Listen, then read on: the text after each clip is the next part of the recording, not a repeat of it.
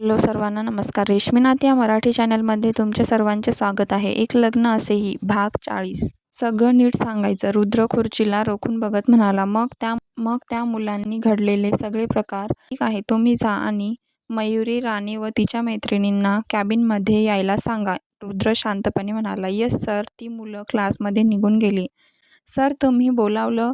मयुरी रुद्रच्या कॅबिनचं दार उघडून आत येत म्हणाली. तिच्या मैत्रिणी तिच्या मागे होत्या. मिस मयुरी राणे, तुम्हाला इतकेही मॅनर्स नाहीत की कोणाच्या कॅबिनमध्ये येताना दरवाजावर नॉक करून अगोदर आत येण्याची परमिशन घ्यायची असते आणि त्यानंतर समोरील व्यक्तीने कम इन म्हणल्यावर आत प्रवेश करायचा असतो. इतकी साधी गोष्ट तुम्हाला माहीत नाही? रुद्र खुर्चीवर बसून म्हणाला. त्याची धारदार नजर मयुरीवर खिळली होती.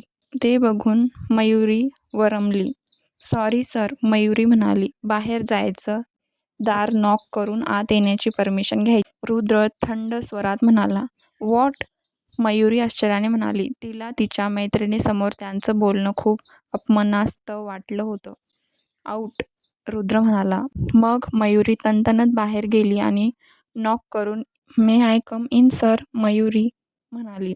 यस, रुद्र म्हणाला. सर, तुम्ही बोलावलं होतं? मयुरी म्हणाली. मिस मयुरी, तुम्ही कॉलेजमध्ये कशासाठी येता? रुद्र सर म्हणाले. लाज नाही वाटत? वरून काय झालं म्हणायला? तुम्हाला सई सावंत बद्दल क्लासमध्ये काय काय बोललात? रुद्र म्हणाला. सर, खरं तेच बोलले. मयुरी उलटपणे म्हणाली. Shut up. ज्या व्यक्तींबद्दल माहीत नाही त्यांच्याबद्दल तुम्हाला काहीही उलटसुलट बोलण्याचा अधिकार कोणी दिला? रुद्र कडक शब्दात म्हणाला. तुम्हाला माहीत आहे सत्य काय आहे? असेल माहीत तर अगोदर माहीत करून घ्या आणि हो, आता लगेच तुमच्या पॅरेंट्सला इथे बोलवा, रुद्र म्हणाला. मयुरी आता चांगलीच घाबरली. सॉरी सर, पुन्हा असं होणार नाही, मयुरी म्हणाली. फोन तुम्ही करताय की मी करू? रुद्र म्हणाला. मग मयुरीने तिच्या बाबांना फोन केला, पण ते बिझी असल्याने तिचा भाऊ अमित लगेच कॉलेजमध्ये निघून आला. काय झालं रुद्र? अमित म्हणाला. तुझी बहीण काय झालं ते चांगल्या प्रकारे सांगेल, रुद्र म्हणाले. मयुरी, काय झालं? अमित म्हणाला. काही नाही भाई, ते मयुरी अडखळत म्हणाली. मिस ज्योती स्पीक, रुद्र सर म्हणाले. तर ते मयुरीने सईला असं म्हणत ज्योतीने घडलेले सगळे प्रकार अमित आणि रुद्रला सांगितले. व्हॉट? तू या थराला गेलीस मयुरी? इतके दिवस तू लहान आहेस, अल्लड आहेस म्हणून तुझ्या सगळ्या चुका माफ केल्या, पण यावेळी तू तर कहरच केलास. अमित तिला खूप ओरडत होता. मयुरीला खूप राग येत होता. रुद्र, मला सईला भेटायचं आहे. तिला सॉरी म्हणेन, अमित नाराज होत म्हणाला. डोंट वरी अमित, सई इतकी समजूतदार मुलगी आहे ना की तिने ही गोष्ट अजून तरी प्रिन्सिपलला सांगितलेली नाही. I am sorry sir.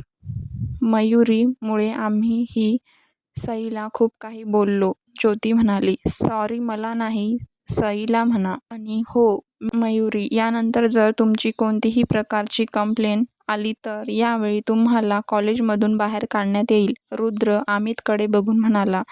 यानंतर जर मयुरी चुकीचं वागली तर तिला मी हॉस्टेलमध्ये टाकेन, रुद्र सर.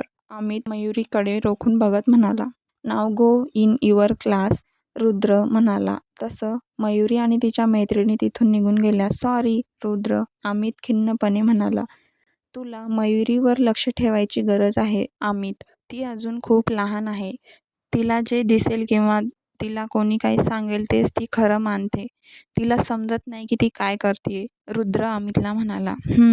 येतो मी. अमित त्याचे आभार मानून पुन्हा निघून गेला. रात्री सई नेहमीप्रमाणे सगळी कामं आवरून रूममध्ये आली. तिने कितीही नाही म्हणलं तरी सईच्या बोलण्याने खूप अपसेट झाली होती ती, त्यामुळे जरा शांतच होती ती. देवांश, सई टेबलवर त्याचा दुधाचा ग्लास ठेवून म्हणाली. बोला. देवांशने त्याचं लॅपटॉप बंद केलं. चला ना झोपायला, सई म्हणाली. आज इतक्या लवकर झोपणार? अभ्यास नाही का? देवांश तिला मांडीवर बसून म्हणाला. आज माझा अभ्यास करायचा अजिबात मूड नाहीये, सई म्हणाली. का? देवांश म्हणाला. असंच. आणि आमच्या कॉलेजमध्ये गेम्स कॉम्पिटिशन सुरू झालेत, त्यामुळे रेग्युलर लेक्चर होत नाहीत, सई म्हणाली. Oh really? देवांश म्हणाला. सई त्याला मिठी मारून म्हणाली. तो तिला डोक्यावरून हात फिरवत होता. देवांश, सई म्हणाली.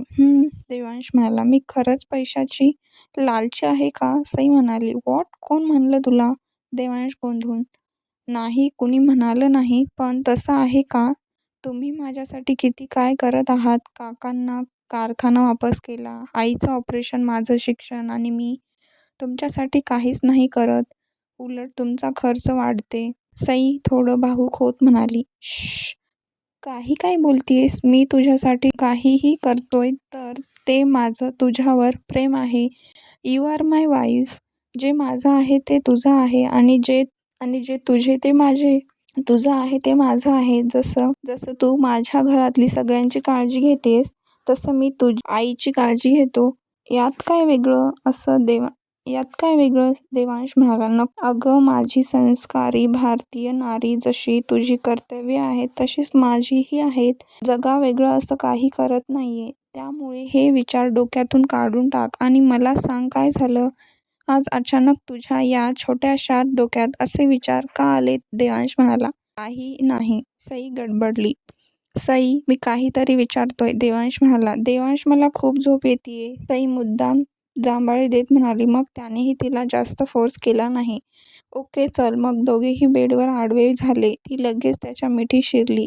आय एम सॉरी देवांश, मी तुम्हाला काय झालं ते सांगितलं तर कदाचित तुम्ही जरास्त हर्ट व्हाल, सई मनात म्हणाली. देवांश तिला मायेने थोपटावत होता. तिने लगेच डोळे मिटले. तरी काही सांगितलं नाही तरी काय झालं हे मी माहीत करून घेईलच, देवांश मनातल्या मनात म्हणाला. सई नेहमीप्रमाणे सकाळी लवकर उठली. आज तिची जिम ट्रेनर येणार नव्हती, त्यामुळे तिने सगळ्यांसाठी काहीतरी स्पेशल नाश्ता बनवला. म्हणून तयार होऊन लगेच खाली आली. ती पायऱ्या उतरून खाली येत होती. अजून पूर्ण उजडलं नव्हतं म्हणून घरात हलका अंधार होता, पण किचनमध्ये कोणीतरी फ्रीज खोलून त्यात काहीतरी शोधत होतं. किचनमध्ये कोण आहे? नोकर तर 6 नंतर येतात आणि घरातील दुसरं कोणी इतक्या लवकर किचनमध्ये जाणार नाही. मग तो कोण आहे? सई त्या व्यक्तीच्या पाठीला बघून म्हणाली. त्याने ब्लॅक हुडी घातली होती, त्यामुळे त्याचं पाठ अंधारात अधिकच ब्लॅक दिसत होती. त्याने किचन फ्रीजमधून आईस्क्रीम बाहेर काढलं आणि खात हॉलमध्ये येत होता. सई लगेच थोडं बाजूला पडद्याआड झाली. तिने त्याचा चेहरा पाहिला. तो तिच्यासाठी अनोळखी होता. हा चोर आहे का? सई मनात म्हणाली. मग त्या व्यक्तीने त्याच्या पाठीवर त्याची बाजूला ठेवलेली बॅग टाकली आणि आईस्क्रीम खात निघाला. बापरे, हा खरंच चोर आहे. देवघरातील चांदी सोन्याचे देव चोरले असतील. आता वर जातोय म्हणजे अजून काहीतरी सामान चोरणार. काय करू? ओरडले तर हा पळून जाईल. काय करू? सई नख तोंडात घालून विचार करत होती. मग तिला हॉलमध्ये सोफ्याच्या बाजूला माईची काठी दिसली. त्या गुडघ्यात पेन असल, चालण्यासाठी काठी वापरायच्या. तिने हळूच काठी उचलली आणि पळत जाऊन त्या व्यक्तीच्या पाठीवर मारली. पाठीवर बॅग असल्याने त्याला लागलं नाही, पण मारण्याचा आवाज खूप मोठा होता म्हणून तो दचकला. त्याने घाबरून तिच्याकडे चेहरा केला. चोर देवांश! सई त्याला मारत स्वतःच ओरडली होती. मी चोर नाही. त्याने तिची काठीचा मार अडवण्याचा प्रयत्न करून म्हणाला. माई, देवांश चोर! सई त्याला मारत होती. तो घाबरून पुढे पळाला, ओरडत, ए थांब, चोर! सई त्याच्या मागे लागली. सई! तिचा आवाज ऐकून देवांश गडबडून उठला. त्याने आजूबाजूला पाहिलं. ती रूममध्ये नव्हती. मग तो लगेच व्हीलचेअरवर बसला आणि लिफ्टने लगेच खाली आला. माही, श्याम त्या रूमबाहेर येत वरून हा काय प्रकार बघत होते. सिस्टर कुणाला मारतीये? राजू आश्चर्याने माहीला म्हणाला. श्श्श, फक्त मजा घे, सई. माही हसत म्हणाली. आकाश! राजू त्या पळणाऱ्या व्यक्तीला बघून म्हणाला. माय गॉड, पण सिस्टर त्याला का मारतीये? राजू म्हणाला. नीट ऐक, तिला चोर वाटतोय तो. श्याम दात काढत म्हणाला. सई स्टॉप! देवांश तिचा गोंधळ बघून म्हणाला. देवांश, तुम्ही पोलिसांना फोन करा. मिलिटरी बोलवा, CID बोलवा, सई म्हणाली. कशाला? देवांश म्हणाला. कशाला काय? या चोराला पकडायला, सई म्हणाली.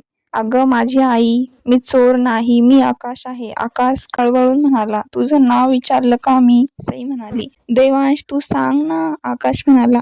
सई स्टॉप, तो खरंच बोलतोय, तो आकाश आहे, तारा आत्याचा मुलगा, देवांश म्हणाला. सईने चमकून देवांशकडे बघितलं. थँक्स देवांश, आज चांगलंच पळवलं तुझ्या बायकोने, असं म्हणत आकाश सोफ्यावर बसला. वरून माही, श्याम हसत खाली आले. त्यांच्या हसण्याचा आवाज पूर्ण मॅन्शनमध्ये येत होता. काय गोंधळ आहे. सोनाली, माई, तारा सुद्धा त्यांच्या आवाजाने रूम बाहेर आल्या. वहिनीने आकाशला चांगलंच बदलवलं, राजू हसत म्हणाला. आकाश, तू कधी आलास आणि हे काय, तुला इतका दम का लागला आहे? तारा त्याच्या चेहऱ्यावरचा घाम बघून म्हणाली. काही विचारू नको, मागच्या 10 मिनिटात 10 किलोमीटर पळालो, आकाश म्हणाला. सई घाबरून देवांशच्या बाजूला जाऊन थांबली. सई, हा आकाश आहे, माझा मुलगा, आणि तू त्याला चोर म्हणतेय, तारा रागाने म्हणाली. वहिनीला काय माहीत, तिला ओळख तरी आहे का त्याची? हा कुठे होता लग्नाला? माही म्हणाली. मग काय झालं? मी इतका ओरडत होतो, मी चोर नाही. ऐकलं तर? शपथ, आकाश चिडून म्हणाला.